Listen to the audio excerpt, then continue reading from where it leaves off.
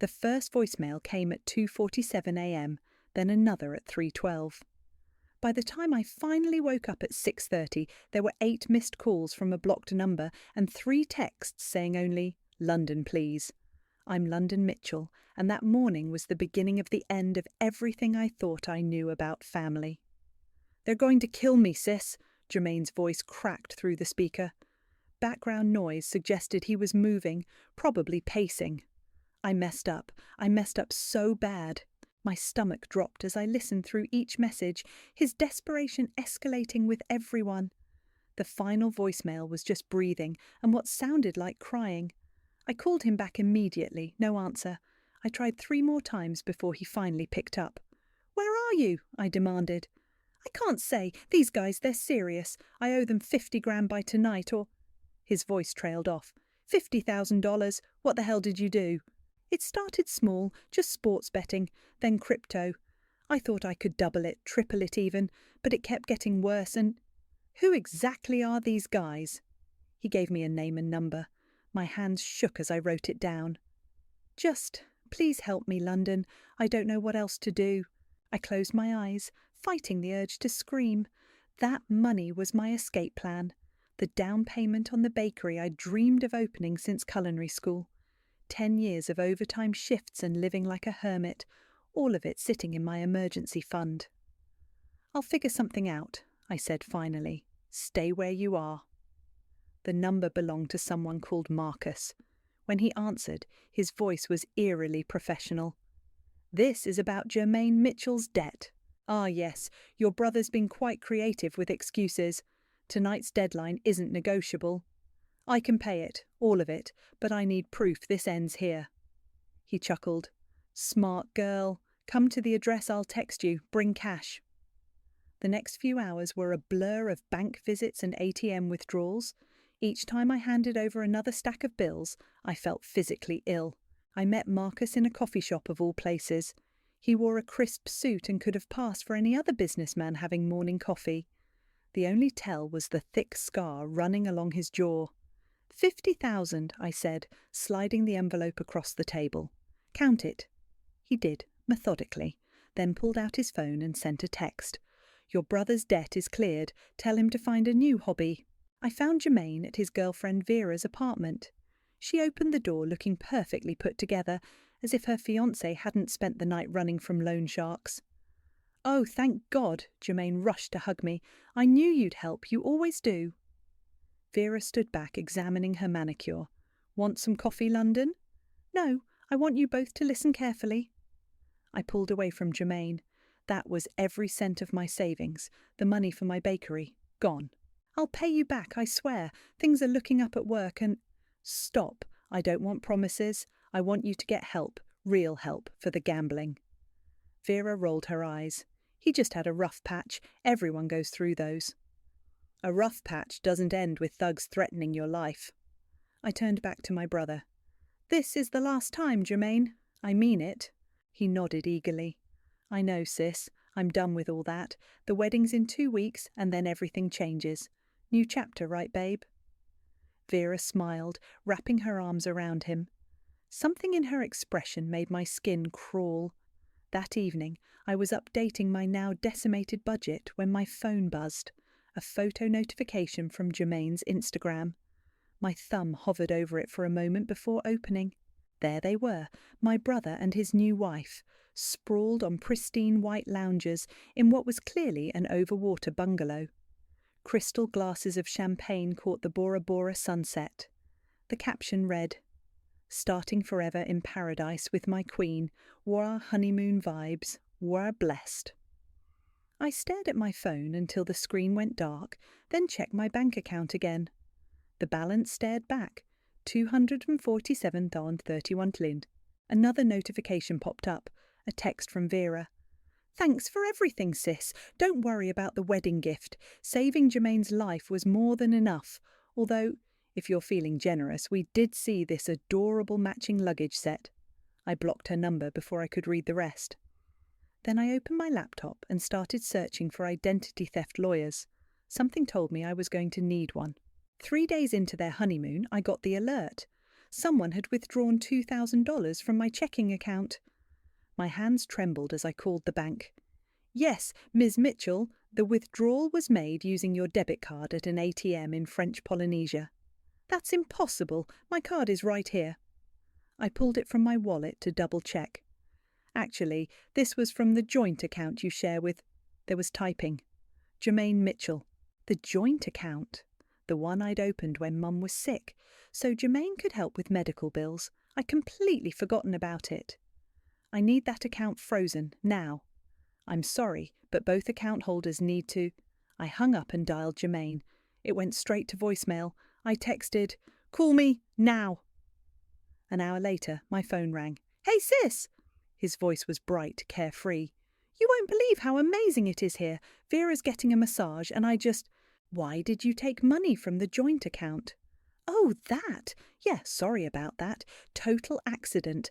I thought I was using our honeymoon fund card, but they all look the same, you know." "Accident? Jermaine, you withdrew $2,000. "Did I? Shit. My bad. Look, things are just a little tight right now with the resort charges. I'll pay you back as soon as we get home and things settle down." "Things are tight because you're at a 5-star resort after I just paid off your gambling debt."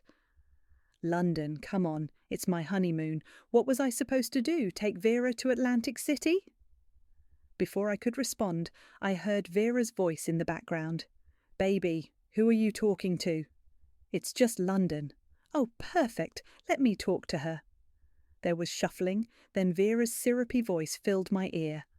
"London, I'm so glad you called. Listen, I hate to ask, but we're in a tiny situation." "No." "You haven't even heard what it is yet." She laughed, but it was brittle.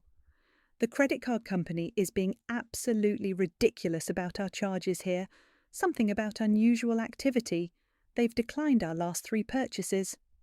"That sounds like a you problem." "Don't be like that. We're family now, and it's just the honeymoon credit card debt.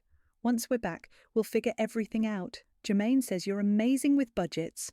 I ended the call and opened my banking app. The joint account had been emptied completely, all $6,000 gone. My finger hovered over the Close Account button, but a notification popped up. "Action requires all account holders' authorization." Cursing, I grabbed my keys and drove to the bank. The manager, a kind-faced woman named Patricia, pulled up my accounts. "I see several linked accounts here," she said, frowning at her screen. "The joint checking we discussed, a savings account opened in 2012 and... Oh. What? There's a credit card listed under your social security number, opened in 2015. I never opened a credit card in 2015. She turned the monitor toward me. There it was, a platinum rewards card with a $15,000 limit. Current balance, $14,987.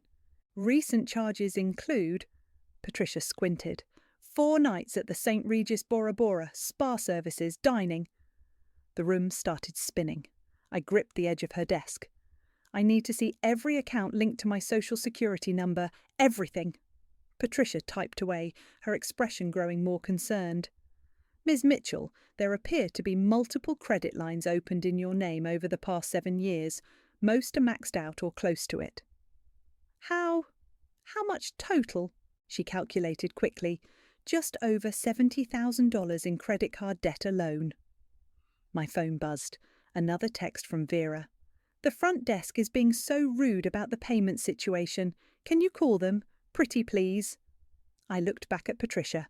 "I need to report fraud, and I need a very good lawyer." She nodded gravely and reached for a form. "Before we begin the fraud report, I should mention the primary address on most of these accounts is 1242 Maple Street, apartment 3B. My blood ran cold. That was my old address from college. The one Jermaine had lived at with me for 6 months when he needed a fresh start. The same address he'd used to open that first credit card in my name, apparently. My phone buzzed again. A photo from Vera. Her and Jermaine in matching spa robes, cucumber slices on their eyes, champagne flutes in hand. The caption read, "Living our best life. Thanks for everything, sis." I saved the photo. Evidence. Then I called Kian, my ex who worked in fraud investigation.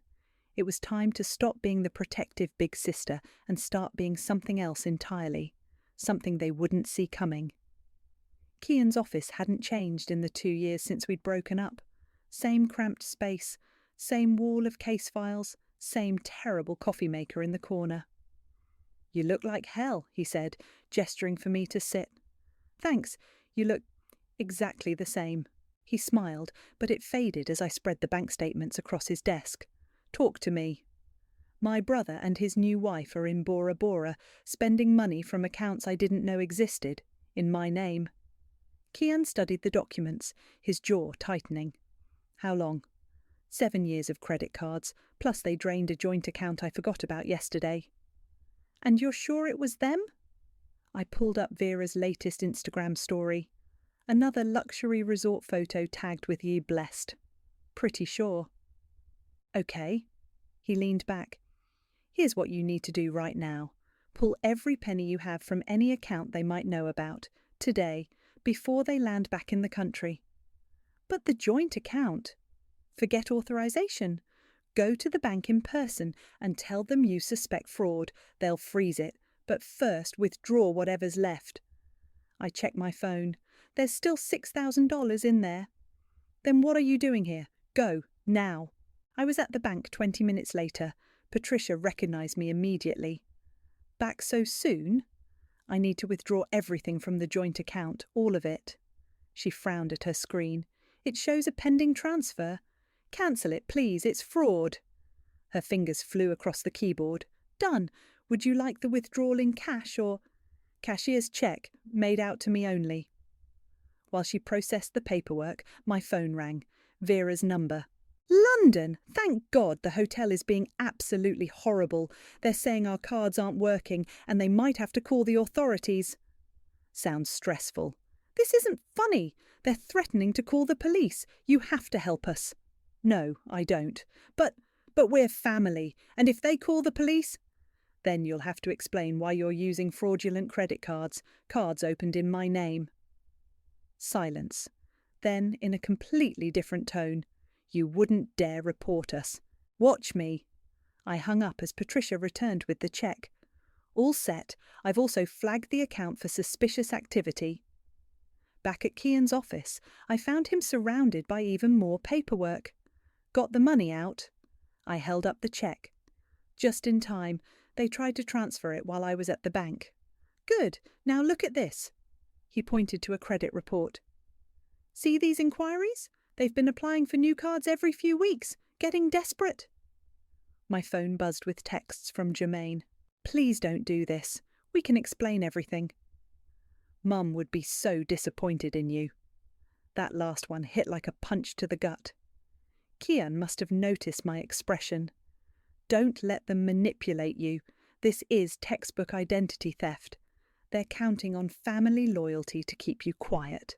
"I know, but nothing.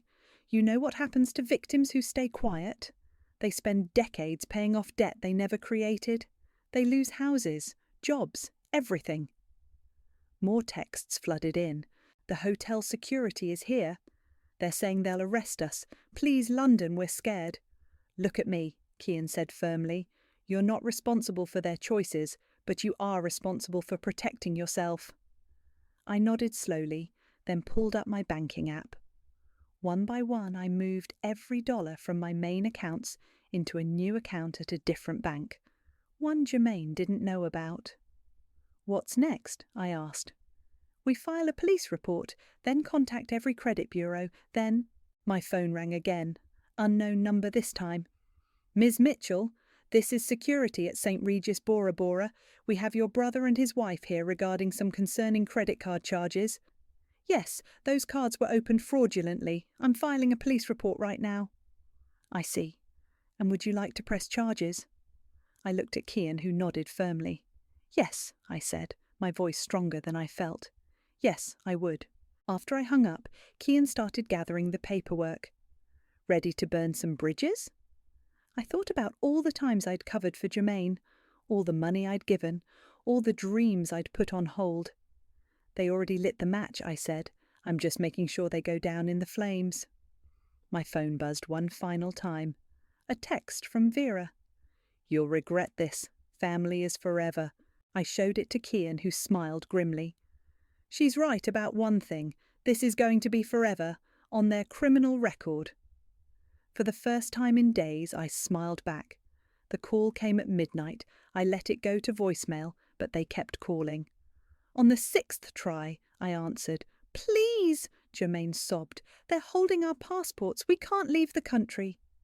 That's generally what happens when you commit fraud. London, please don't do this. If they call Mum... Mum's been gone for 3 years, Jermaine. I meant her sister, Aunt Sarah. You know she can't handle stress since her heart surgery. This would kill her. Classic Jermaine, always finding someone else to use as emotional leverage. I heard shuffling, then Vera's voice came on. We'll pay everything back, she said. Just call off the fraud report, tell them it was a misunderstanding. Like you paid back the gambling debt? That was different. We were desperate then, but now Jermaine has this amazing job opportunity. Stop, just stop. I walked to my closet, pulling out an old shoebox. You know what I found today? Mum's old journals. What does that have to do with... There's an entry from 2012. She wrote about finding credit card applications in my name hidden in your room, Jermaine. You were doing this even back then. Silence on the line. She confronted you. You promised to stop. Sound familiar? I was just a kid then, he whispered. I didn't know better. You're not a kid anymore, and Vera certainly isn't. Vera's voice turned sharp. Don't you dare blame me for... 4 new credit cards were opened using my old address last month. After the honeymoon was booked, want to explain that? More silence. I pulled out Mum's last journal, the one from her final year. Mum wrote something else interesting, about how she kept enabling you because she felt guilty about Dad leaving, how she wished she'd been stronger. London, Jermaine's voice cracked. We're scared. The hotel manager says they're calling Interpol. Good, good. We could go to jail. Maybe that's exactly where you need to be. Vera grabbed the phone. Listen here, you self-righteous bitch. One call to Aunt Sarah about how you abandoned your baby brother in a foreign country and your whole responsible sister image is ruined. The family will never forgive you. I laughed, surprising even myself. You really don't get it, do you? I don't care anymore. About the image, the family drama, none of it. We'll tell everyone what a cold-hearted... Tell them! Tell everyone! Tell them how you stole my identity, how you took advantage of me for years, how you celebrated with champagne while drowning me in debt. Please, Jermaine was crying again, just help us one last time. I opened Mum's journal to the last entry, dated 3 days before her heart attack. I enabled him because I thought love meant never saying no. I was wrong. Real love is harder than that. Sometimes real love means letting them face consequences. You're right about one thing, I said.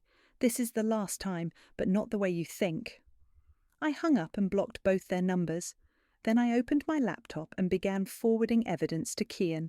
Screenshots of Vera's social media posts showing their lavish spending, bank statements, credit card applications. My phone lit up with a text from an unknown number, probably Vera using the hotel phone. Don't make us call Mum's sister, you know her heart can't take it. I stared at the message for a long moment, then did something I should have done years ago. I called Aunt Sarah myself. London, is everything okay? It's so late. I need to tell you something, about Jermaine, about everything. Oh, sweetheart. Her voice softened. I've been waiting for this call. You have? Your mother called me right before she passed. She told me to watch out for you because you'd sacrifice everything for your brother. She made me promise to be there when you finally realized you couldn't save him anymore. I felt tears starting. I thought everyone would hate me for turning him in. The only person hating you is yourself, dear, for not doing it sooner. My phone buzzed with another text from the hotel number. Final warning. Help us or Aunt Sarah hears everything tomorrow. I smiled through my tears and typed back, Too late. I already told her everything. Your threats don't work anymore. Then I sent one final message. Enjoy explaining the fraud charges to Interpol. I hear Tahitian prisons are lovely this time of year. I turned off my phone and looked at Mum's journal again. The last line caught my eye. I hope London learns what I never could, that sometimes loving someone means letting them fall. For the first time since this nightmare began, I felt at peace with letting them fall. Hard. Finding Walker Steele was easier than I expected. One LinkedIn search led me to Vera's cousin, vice president at Morgan Stanley, marathon runner, and according to his profile, recently divorced. This is unexpected, he said, studying me across the coffee shop table. You're not exactly what I pictured when Vera talked about her sister-in-law. Let me guess, she described me as a pathetic doormat? He winced. Something like that. I need to know what you know about her, her history, her patterns. Why should I help you? I pulled out my phone and showed him the credit card statements. His eyes widened. Jesus, she's still doing it. Still? Walker ran a hand through his hair. Look, I shouldn't be telling you this, but Vera's done this before, twice. Different men, different cities, same scam. Tell me everything.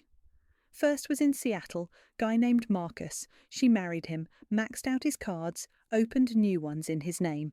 By the time he figured it out, she was gone. My coffee went cold as he continued. Second was in Miami, Robert. Same pattern, but she got bolder. Convinced him to add her to his business accounts, nearly bankrupted his company. And nobody pressed charges. They were too embarrassed. Plus, she's good at picking targets, guys with something to lose. Marcus had a high-profile job. Robert was running for local office. She knew they wouldn't want the publicity. But Jermaine has nothing to lose. Walker leaned forward. No, but you do. Your credit, your savings, your reputation. You were the real target this time. My phone buzzed. Kian calling. Hey, got a minute? Something weird came up in the fraud investigation. What is it? That gambling debt you paid off? I ran the name Marcus through our database. No record of any loan shark or bookie. But what? There's a Marcus Thompson who filed fraud charges against Vera 3 years ago in Seattle, then suddenly dropped them.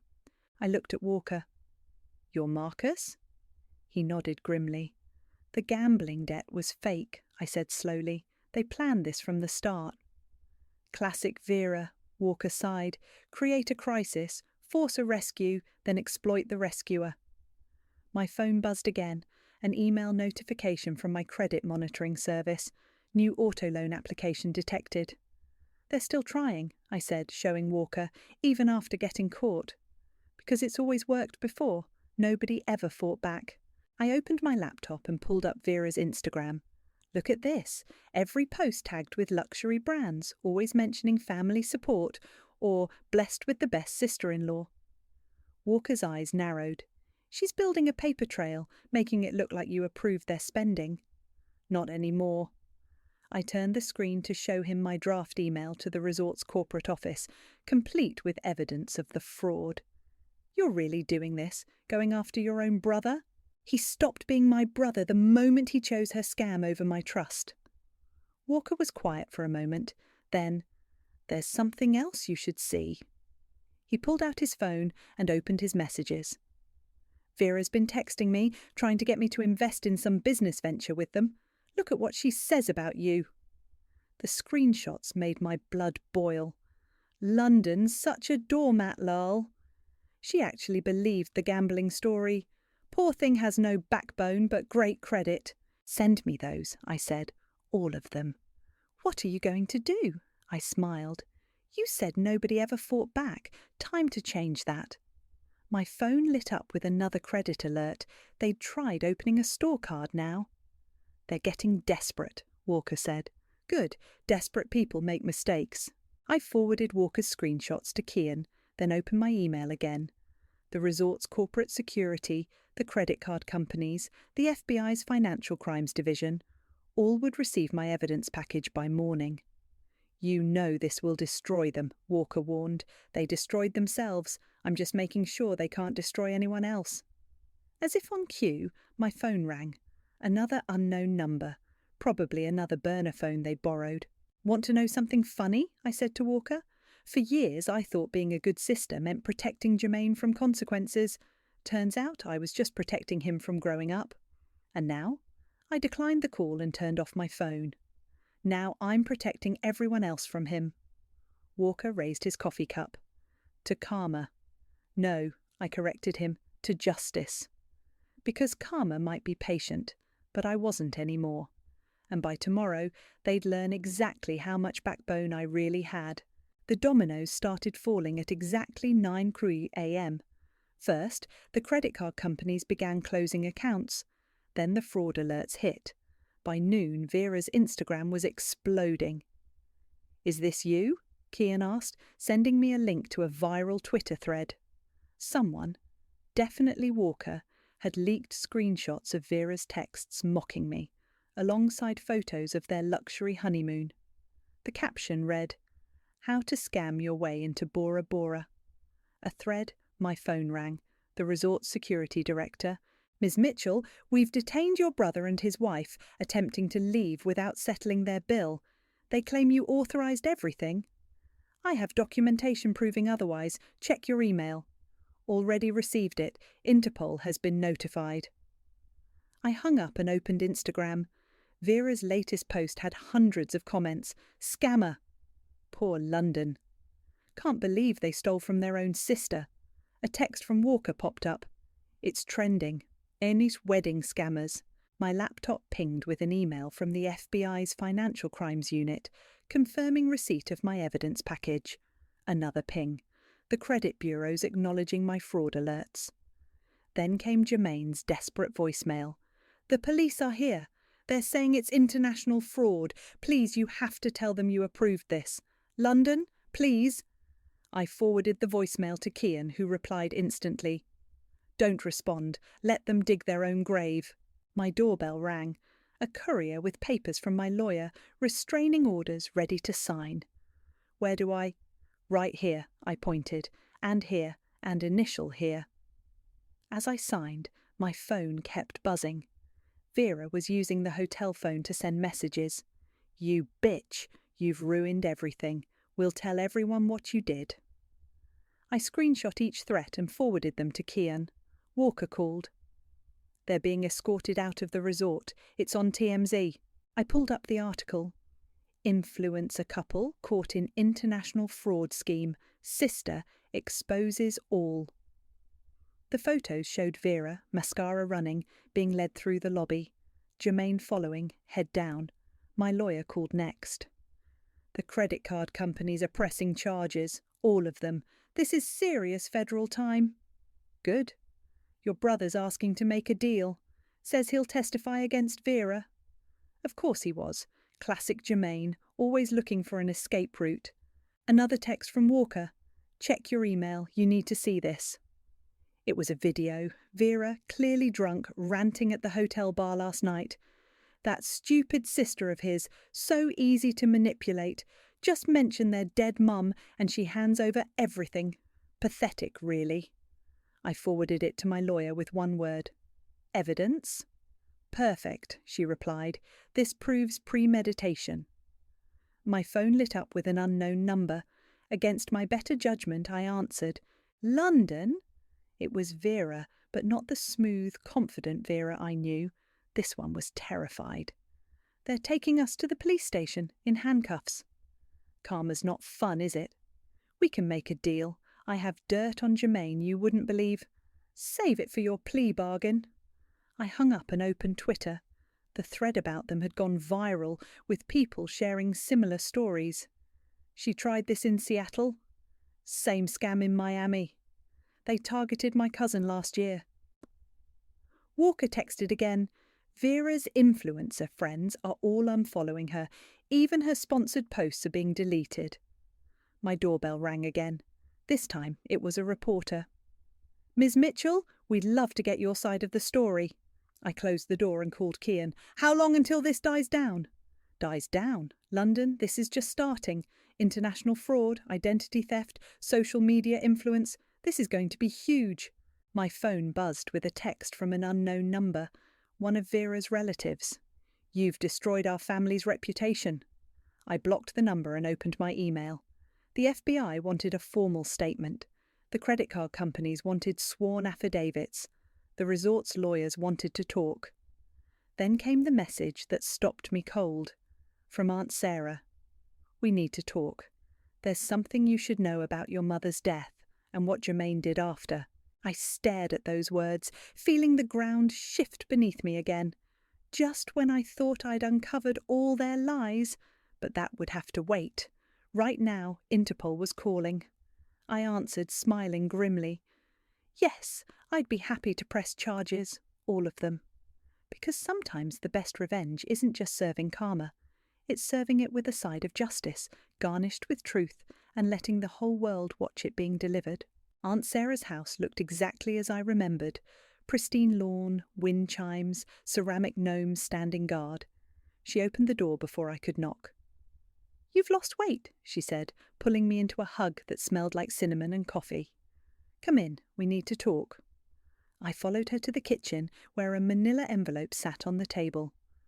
What's this about, Mum? She poured 2 cups of coffee before answering. Your mother left something for each of you when she died, insurance money. I never got anything. No, she said quietly, because Jermaine got to it first. My hands started shaking. What? She opened the envelope and pulled out documents. Your mother had a life insurance policy, $200,000, split equally between you and Jermaine. That's impossible. She could barely afford groceries. I helped her pay the premiums. She wanted to leave you both something, especially you, London, for the bakery you dreamed of. The room started spinning. What happened to it? Jermaine found the policy paperwork while helping clean out her house. He forged your signature on the forms, claimed you'd authorized him to collect your share. $100,000, I whispered. He stole $100,000 from me. There's more. She pulled out a letter, Mum's handwriting instantly recognizable. She wrote this the week before she died, read it. My hands trembled as I unfolded the paper. My dearest London, if you're reading this, I'm gone. I'm leaving you and Jermaine equal shares of my insurance money. Your half is for that bakery you've wanted since you were little. Don't let anyone, not even your brother, talk you out of your dreams. I know I've asked too much of you over the years, made you be the responsible one, the strong one. I'm sorry for that burden. Love, Mum. She died thinking I got the money, I said. All this time. Jermaine told everyone you'd taken your share and moved away. That's why you stopped getting invited to family events. People believed. They believed I abandoned the family after taking Mum's money. Sarah reached across the table and squeezed my hand. I knew something was wrong. Jermaine started buying expensive things, claiming he'd gotten an inheritance from your father's side. My phone buzzed, Kian calling. Hey, got a minute? Jermaine's lawyer reached out. He's offering a full confession about Vera in exchange for a lighter sentence.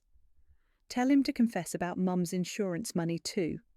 Silence. Then, what insurance money? I explained quickly while Sarah pulled out more documents. Bank statements showing the transfers, forged documents with my signature. This changes everything, Kian said. Insurance fraud, forgery. I'll add it to the federal charges. After I hung up, Sarah made fresh coffee. There's something else you should know, she said. Your mother called me the day before her heart attack. She'd discovered something about Jermaine, credit card applications in your name. She was going to confront him. And then she died. The stress probably triggered it. Her last words to me were about protecting you from him. My phone lit up with a text from Walker. Vera's family is trying to distance themselves. They're claiming they never knew about her scams. Then another message from an unknown number. This is Jermaine's lawyer. He's willing to return the insurance money in exchange for... I deleted it without reading further. You know what's funny? I said to Sarah. All these years I've been killing myself trying to help him, giving him money, paying his debts, and the whole time, The whole time he had your inheritance. Not just the money, he took my reputation with the family, my relationship with Mum's memory, my dreams. Sarah stood up and walked to a cabinet. Speaking of dreams, she pulled out a dusty folder. Your mother gave me these too, your original bakery plans from culinary school. I opened the folder. There they were. My sketches, business plans, recipe ideas, dreams I'd put aside to bail out Jermaine again and again. My phone buzzed with an email from my lawyer. Federal prosecutors want to meet. They're building a massive case. Insurance fraud, identity theft, international wire fraud. What are you going to do? Sarah asked. I looked at my old bakery plans, then at Mum's letter. Finally, at the evidence of Jermaine's betrayal spread across the table. I'm going to do what Mum wanted, I said. I'm going to stop letting anyone, especially Jermaine, talk me out of my dreams. And the prosecutors? I picked up my phone and typed a response. I'll tell them everything. Every lie, every theft, every betrayal, starting with Mum's insurance money. Because some betrayals go beyond money. Some cut straight to the heart of who we are, and who we've been forced to become. It was time to become someone else, someone stronger, someone Mum would be proud of. The courtroom fell silent as I finished my testimony. Jermaine wouldn't look at me. Vera, in her orange jumpsuit, glared daggers from the defendant's table. And the insurance money? The prosecutor asked. My brother stole $100,000 meant for my bakery, then convinced our family I was the thief. Objection, Vera's lawyer stood. Relevance? Overruled, the judge said. Continue. I detailed every fraud, every lie, every manipulation. When I finished, Jermaine was crying. Vera's glare had turned to panic. Outside the courthouse, reporters swarmed. How does it feel to see justice served? Will you ever forgive your brother? What's next for you? Kian appeared, clearing a path. No comments today. In his car, my phone buzzed with notifications. The verdict was trending. Wedding scammers get federal time. Brother and wife face 15 years for fraud. Aid, sister's testimony seals conviction. You okay? Kian asked. Better than okay. We drove to a small storefront downtown. The sign read, Coming soon, London's Sweet Redemption Bakery. Walker and Aunt Sarah were waiting inside, surrounded by construction dust and half-assembled equipment. The contractors say 2 more weeks, Walker said. The investors are thrilled with the publicity, by the way. Everyone loves a comeback story. Sarah hugged me. Your mother would be so proud. My phone rang. The prosecutor. They're offering a deal. Jermaine will return the insurance money plus interest if you write a letter supporting a lighter sentence. I watched workers installing my brand new industrial ovens, bought with legitimate investor money, not stolen funds. Tell him to keep it. I built this myself. You sure it's $100,000? I'm sure. Some debts can't be repaid with money. After I hung up, Walker showed me something on his phone.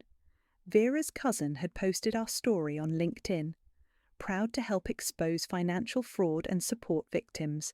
Visit London's Sweet Redemption Bakery. Opening soon. Your origin story is marketing gold, he grinned. A young woman peered through the front window, then tentatively opened the door. Are you London? I saw your story online. I think my fiancé is doing the same thing to me. Can I talk to you? I recognized that look. The doubt, the fear, the desperate need for validation. Come in, I said. Let me make you some coffee. While the coffee brewed in my new commercial machine, she told me about mysterious credit cards, unexplained withdrawals, guilt trips about family loyalty. I feel crazy for suspecting him, she said. He says I'm paranoid. You're not crazy. I handed her Kian's card. Call this number, then call me when you're ready to stop being a victim. After she left, Sarah squeezed my shoulder. You're going to be doing a lot of that, aren't you? Someone has to. My phone buzzed, a text from Jermaine's prison account. I'm sorry for everything. Please forgive me. Delete. Another message from Vera. You think you've won? Just wait until we get out. Block. Walker raised an eyebrow at my smile. What's funny? They still think this was about winning. I gestured around the bakery. This was about choosing myself for once. A delivery truck pulled up outside, my custom display cases arriving. The driver needed a signature. London Mitchell? He asked. That's me, owner of Sweet Redemption Bakery. The words felt good. Right. True. My phone lit up with another message, this time from the young woman who'd just left. I checked our accounts. You were right. Thank you for helping me see the truth. I showed it to Sarah, who smiled. You're not just building a bakery, are you? No, I said, watching my dream literally take shape around me. I'm building a reminder that sometimes the sweetest revenge is simply refusing to be a victim anymore. The afternoon sun streamed through my newly installed windows, catching the gold lettering on the wall, Sweet Redemption Bakery, where every recipe tells a story. And mine? Mine was just beginning.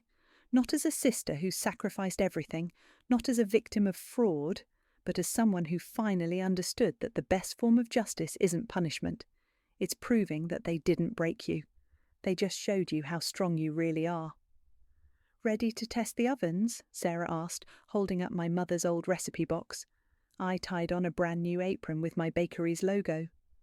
Ready to make something sweet out of something bitter. Because that's what redemption tastes like, and I was finally ready for my first bite.